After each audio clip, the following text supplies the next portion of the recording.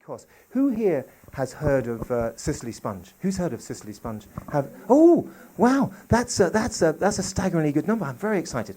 Well, if you have or if you haven't, I thought I'd just tell you about her this evening very quickly. And there is a reason for this, another cause for excitement on my part. So Cicely, those of you that know her, those of you that don't, she is a former flamenco dancer, and she lives in Polegate. And she has been writing to me a lot. Those of you that know her will know that.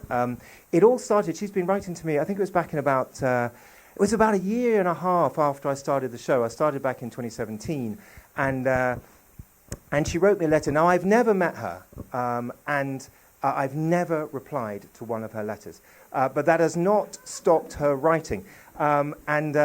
So I did a show in St Leonard's, and I had a fantastic speaker, a guy called Andy Spector. He gave a brilliant talk about hunting for meteorites, you see. And then, a couple of days after that show, she wrote me this. This was the start, October 2018. Dear Mr. Barr, I went to the Baobab Bar last Wednesday and was highly disturbed. Not only did you have someone talking about meteorites, a subject in which I have no interest, but no one spoke about azaleas. Now, that was the first... That was the first letter that she ever wrote to me, you see, and I was quite taken by that and surprised. And over the intervening sort of 6 years, she's written about 150 plus letters to me, which is quite staggering. Only 2 of those letters have ever made any sense, and I've lost them. But anyway, I thought I would just show you a sample of her letters, and there is a reason for this. Because, and as I say, I've never replied to a single one. So she is quite prolific. August 2023, according to my therapist, I chose my parents. I think that's unlikely, as if I had, I'd have grown up in Monaco, not Croydon. Which is, I think, a fair point. So she has all these views, you see, philosophy and spirituality. I think this holidays and travel. Dear Mr. Barr, if you're not going on holiday, you can always make people think you're going on a holiday by walking around all day, holding your passport and putting one of those suitcases on wheels. Not only will people wish you a great time, you won't have to go through security.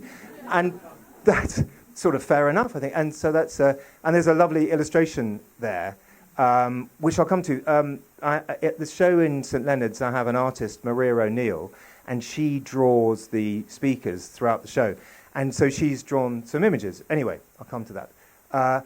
Hobbies and pastimes, she's at, Dear Mr. Barr, I've just been to my antique furniture restoration group where I met a lovely man called John. We help repair each other's antiques. As a favour, I polished his tall boy, and he's been buffing up my Ormolu all afternoon. No idea what that means. But you get the gist of Cicely. So sport, she has views on everything, you see. So, Dear Mr. Barr, if, like me, you struggle to remember the winners of Wimbledon in the 1970s, you may find the following mnemonic useful. Everyone likes antelopes. Whilst none of the letters correspond to the winners' names, it is very easy to remember. Which, yes, is a bit daft. And I think there may be one more. Yes, food and drink. Dear Mr. Barr, since my pelvic floor collapsed on the 27th of March 2003, I've dedicated my life to rebuilding it. By committing to an exclusively offal-based diet and practicing Pilates 12 hours every day, I'm now strong enough downstairs to crack a Brazil nut. Never give up on your dreams, Mr. Barr. So, that might be the last one, I think. Yes, it is. So anyway, I've never replied. As I say, over the years, she's written me about 150 plus letters.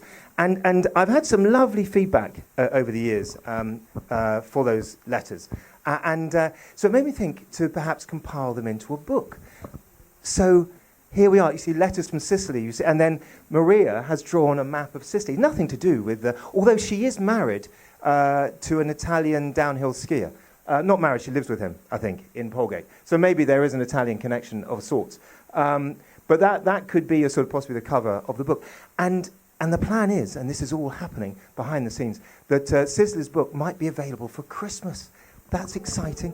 And I thought I would tell you about it tonight because A, I'm excited, and B, that's a couple of Christmas gifts off your list, isn't it, already? I mean, who wouldn't want that to read in their toilet or something? It's a coffee table book, isn't it, really? That's...